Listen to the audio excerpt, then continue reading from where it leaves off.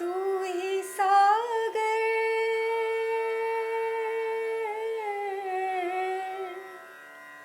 तू ही सागर है तू ही किनारा ढूंढता है तो किसका सहारा ढूंढता है तो किसका सहारा। શરીર સજ્જ પણ મન.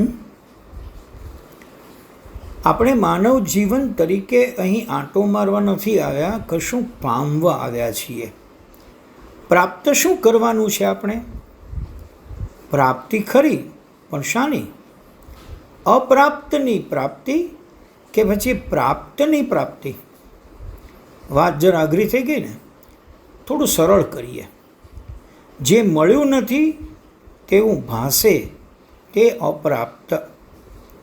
હવે આ અપ્રાપ્તની પ્રાપ્તિ કેવી રીતે શક્ય બને? સીધી ને સરળ વાત.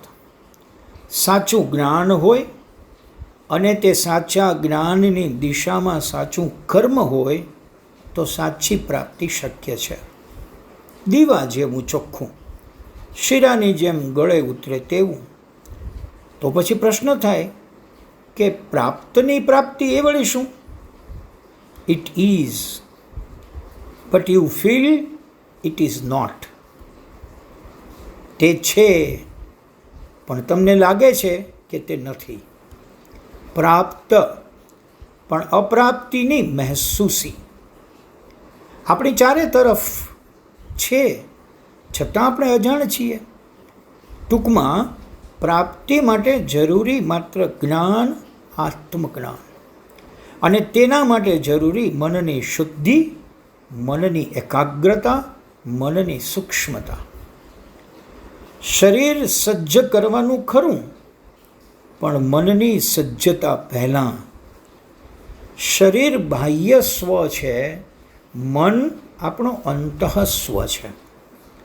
આપણી ચિંતા બહારના મેકઅપની હોય છે, અંદરના ચેકઅપની હોતી નથી.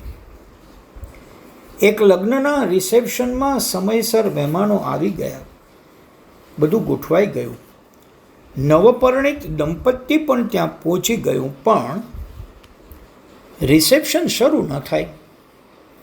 દંપતી સ્ટેજ પર ન જાય. કારણ શું હતું ખબર છે? કન્યાને વાંધો પડ્યો.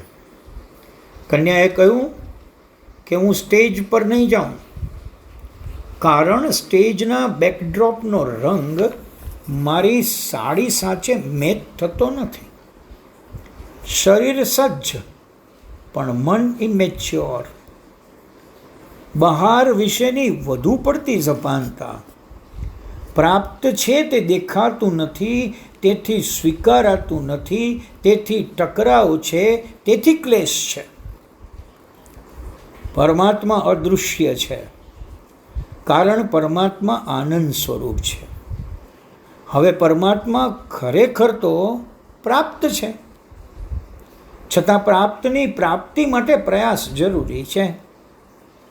પરમાત્માના આનંદ સ્વરૂપને આત્માના માત્ર જ્ઞાનની જરૂર છે. યોગ, પ્રાણાયામ, ધ્યાન, આર્ટ ઓફ લિવિંગ એ આત્મજ્ઞાન માટેની તૈયારી છે. મનની સજ્જતાના આ તો પાવડર અને સ્પ્રે છે, એમ જ માનો ને.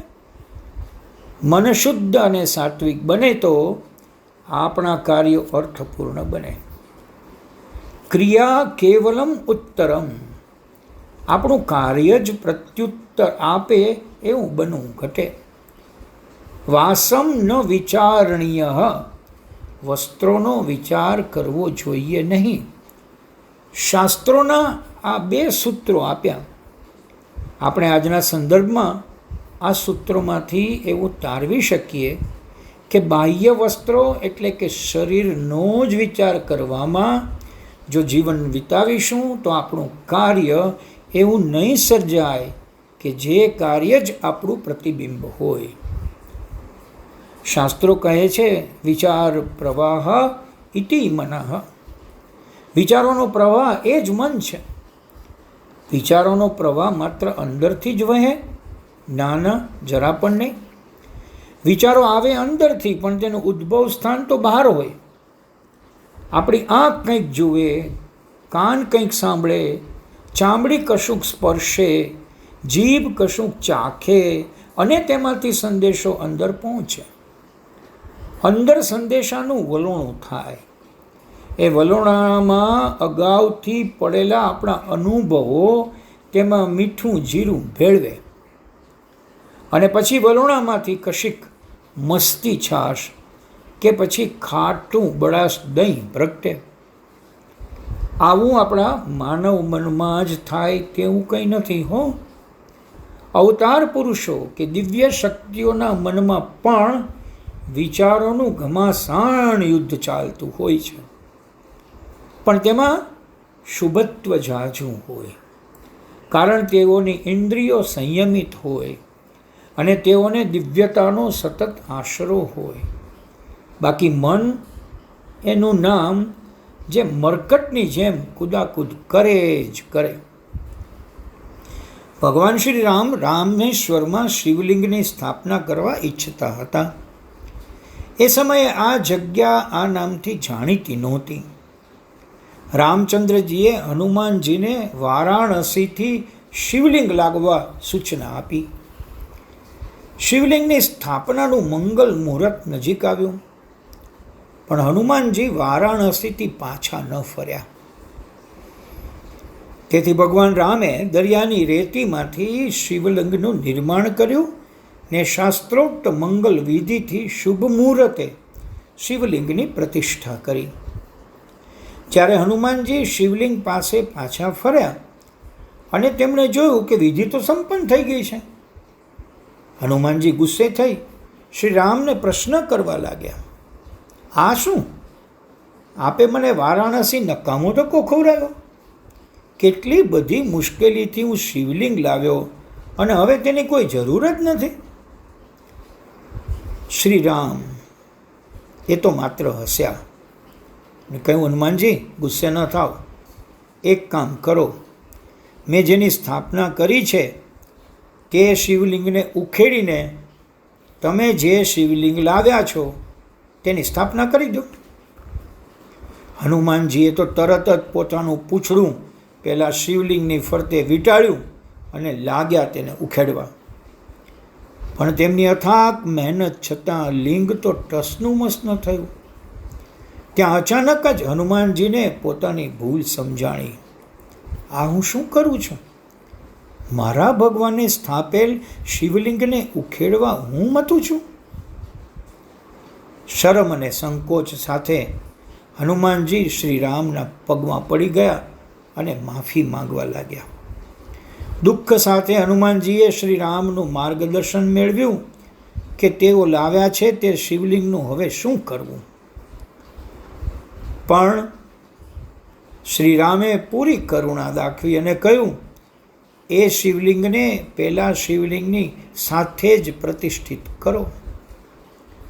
આજે પણ રામેશ્વર ખાતે 2 શિવલિંગો પ્રતિષ્ઠિત છે અને કહેવાય છે કે શ્રી રામે સ્થાપિત કરેલ લિંગ પર હનુમાનજીના પૂંછડાના નિશાન પણ છે. ભક્તનું મન તો વિચિત્ર પ્રશ્નો કરે જ, તેને ભગવાનની કરુણા ઉત્તરમાં મળતી જ હશે ને. तू ही सागर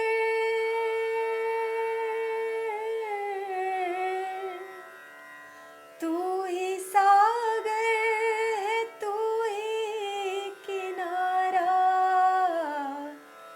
ढूंढता है तो किसका सहारा ढूंढता है तो किसका सहारा